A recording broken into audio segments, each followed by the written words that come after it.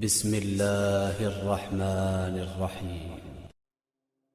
والنجم إذا هوى ما ضل صاحبكم وما غوى وما ينطق عن الهوى إن هو إلا وحي يوحى علمه شديد القوى ذو مرة فاستوى وهو بالأفق الأعلى ثم دنا فتدلى فكان قاب قوسين أو أدنى فأوحى إلى عبده ما أوحى ما كذب الفؤاد ما رأى أفتمارونه على ما يرى ولقد رآه نزلة أخرى عند سدرة المنتهى عندها جنة المأوى إذ يغشى السدرة ما يغشى ما زاغ البصر وما طغى لقد رأى من آيات ربه الكبرى أفرأيتم اللات والعزى ومناة الثالثة الأخرى ألكم الذكر وله الأنثى تلك إذا قسمة ضيزى إن هي إلا أسماء سميتموها أنتم وآباؤكم ما أنزل الله بها من سلطان إن يتبعون إلا الظن وما تهوى الأنفس ولقد جاءهم من ربهم الهدى أم للإنسان ما تمنى فلله الآخرة والأولى وكم من ملك في السماوات لا تغني شفاعتهم شيئا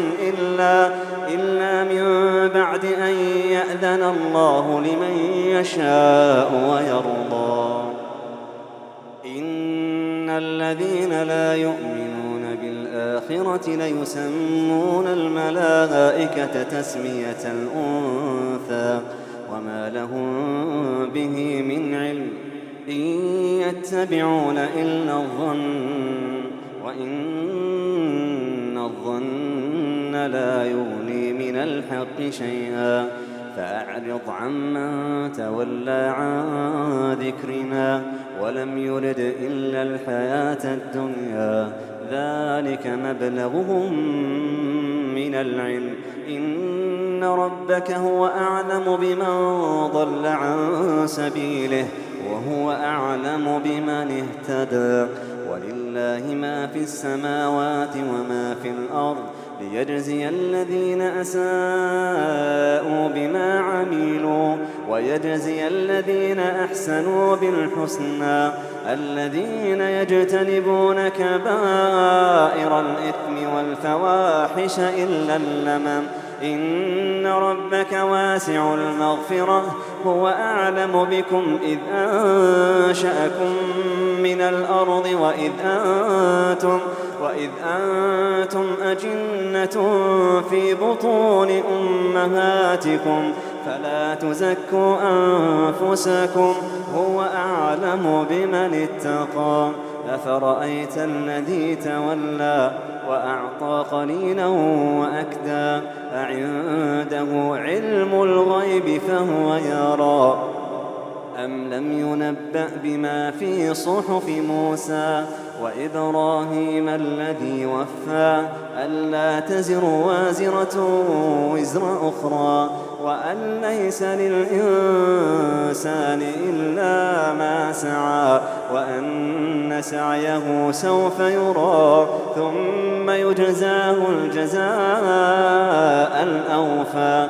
وأن إلى ربك المنتهى وأنه هو أضحك وأبكى وأنه هو أمات وأحيا وأنه خلق الزوجين الذكر والأنثى من نطفة إذا تمنى وأن عليه النشأة الأخرى وأنه هو أغنى وأقنى وأنه